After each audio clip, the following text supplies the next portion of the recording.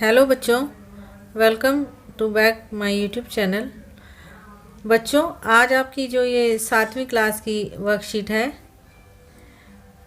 Science की, और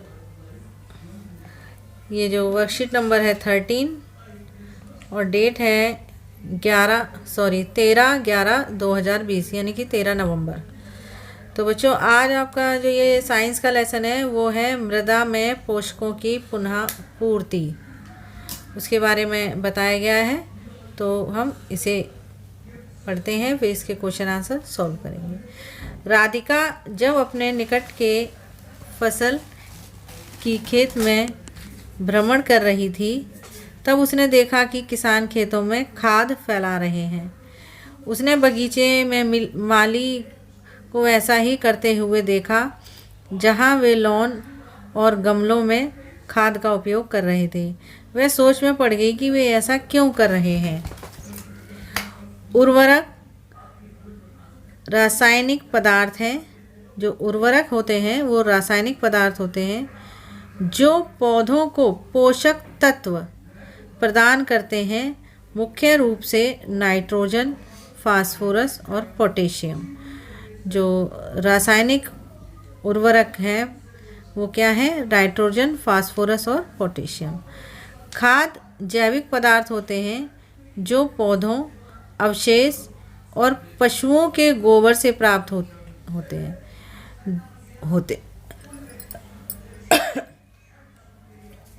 sorry खाद जो होती है, जो पौधों के अवशेष, जैसे पौधों से पेड़ पत्ते वगैरह जो होते हैं वो पीले होके नीचे गिर जाते हैं, या पत्ते टूट टूट के गिर जाते हैं और सूख जाते हैं।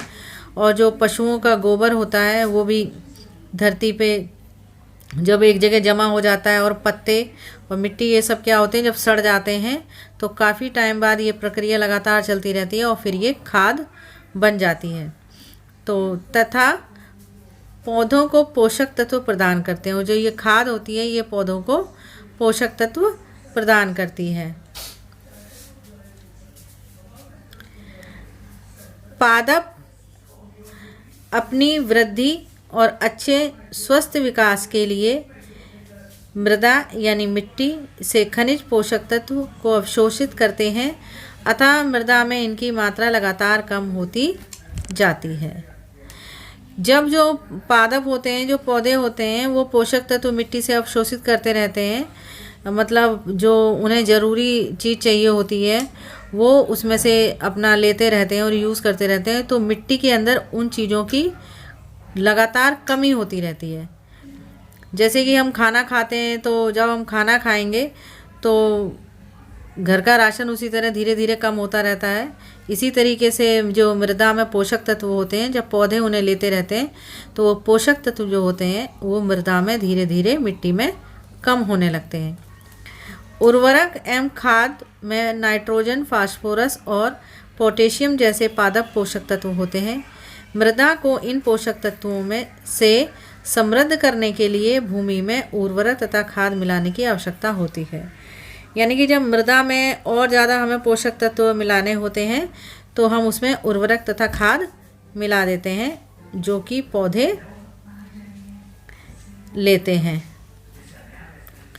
पौधों को सभी पादप पोषकों में से नाइट्रोजन की अधिक मात्रा में आवश्यकता होती है। यद्यपि वायु में नाइट्रोजन गैस प्रचुर मात्रा में उपलब्ध होती है, लेकिन पादप इसे सीधे उपयोग नहीं कर सकते।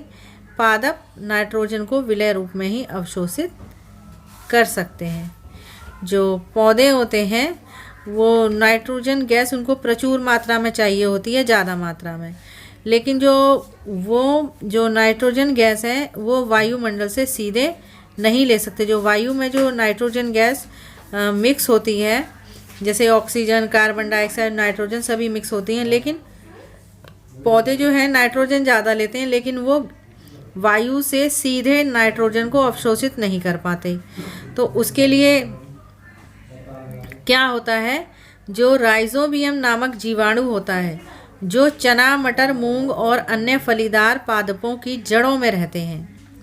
ये जो राइजोबियम नामक जीवाणु है, ये फलीदार जो पौधे होते हैं उनकी जड़ों में रहता है। जैसे जो जड़ें होती हैं ऐसे ऐसे इस तरीके से मिट्टी के अंदर फैली होती हैं, और जो वो राइजोबियम होता है इस तरीके से उसमें गोल गोल गोल छोटे छोटे घर बना लेता है और उसमें रहता है। तो पौधे की जड़ों में छोटी छोटी गांठें सी पड़ जाती हैं, उसमें वो रहता है, और वहीं से जो पौधे होते हैं वो राइजोबियम से नाइट्रोजन लेते रहते हैं। कैसे? वायुमंडल से जो नाइट्रोजन ले सकते हैं और इसे विलेय पदार्थों में परिवर्तित कर देते हैं। जो राइजोबियम नामक जीवाणु होता है ये वायु से सीधी जो नाइट्रोजन गैस होता है वो ले लेता है। जब वो ले लेता है और इनकी जड़ों में घर बना करके रहता है, तो जो पौधे होते हैं वो यहीं से राइजोबियम से ही जो वो विलय रूप में परिवर्तित कर देता है उसको वो पौधे जड़ों से अवशोषित करते रहते हैं। अब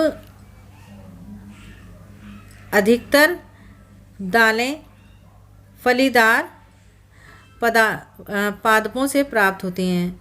अधिकतर दालें जो होती हैं वो फलीदार पादपों से प्राप्त होती हैं। राइजोबियम अपना भोजन स्वयं नहीं बना सकता। फलीदार पौधे बैक्टीरिया को भोजन और आश्रय प्रदान करते हैं। यह सहजीवी संबंध कहलाता है। जो राइजोबियम होता है वो क्या होता है, अपना भोजन खुद नहीं बना सकता, इसीलिए जो फलीदार पौधों की जड़ों में जा कर के घर बना करके रहता है, और जो वो अपना भोजन नहीं बना पाता, और इधर जो फलीदार पौधे हैं उनको नाइट्रोजन वो सीधी वायु से नहीं ले पाते। तो राइजोबियम पौधों की हेल्प करता है नाइट्रोजन देने में, और जो पौधे हैं वो राइजोबियम को क्या देते हैं, आश्रय प्रदान करते हैं, यानी कि घर देते हैं। जहाँ पर जो राइजोबियम है वो पौधों की जड़ों में, जो फलीदार पौधे होते हैं उनकी जड़ों में घर बना करके रहता है, तो उसको आश्रय प्रदान करते हैं। मतलब पौधे जो हैं वो राइजोबियम को घर देते हैं, आश्रय देते हैं, और राइजोबियम बदले में पौधों को क्या देता है, नाइट्रोजन। तो यही सहजीवी संबंध कहलाता है। क्या कहलाता है? सहजीवी संबंध। सहजीवी संबंध दो जीवों का मध्य संबंध जिसमें दोनों जीव आवास और पोषक के लिए परस्पर लाभान्वित होते हैं। मतलब एक दूसरों को लाभ देते हैं, पौधे और राइजोबियम। तो अब हैं आपके अभ्यास के प्रश्न। उर्वरक और खाद के बीच एक अंतर लिखिए। प्रश्न 2, पादप के लिए आवश्यक 3 मुख्य पोषक तत्व। और प्रश्न 3, सहजीवी संबंध से आप क्या समझते हैं। प्रश्न 4, पादपों को उर्वरक एवं खाद की आवश्यकता क्यों होती है। तो जो इसके उत्तर हैं वो ये हैं बच्चों। पहला प्रश्न है उर्वरक और खाद के बीच एक अंतर लिखो। उत्तर है उर्वरक और खाद के बीच एक अंतर निम्नलिखित है। उर्वरक एक रासायनिक है और खाद जैविक पदार्थ होते हैं। प्रश्न 2 है पादप के लिए आवश्यक 3 पोषक तत्व कौन कौन से हैं। तो उत्तर है इसका पादप के लिए आवश्यक 3 मुख्य पोषक तत्व नाइट्रोजन, फास्फोरस और पोटेशियम है। प्रश्न 3 है सहजीवी संबंध से आप क्या समझते हैं। उत्तर है इसका सहजीवी संबंध दो जीवों का मध्य संबंध जिसमें दोनों जीव आवास और पोषण के लिए परस्पर लाभान्वित होते हैं। प्रश्न 4 है पादपों को उर्वरक एवं खाद की आवश्यकता क्यों होती है। तो पादपों को उर्वरक एवं खाद की आवश्यकता उनकी वृद्धि और अच्छे विकास के लिए होती है। तो बच्चों ये थे आपके वर्कशीट जो साइंस की है वर्कशीट नंबर 13 के प्रश्न उत्तर।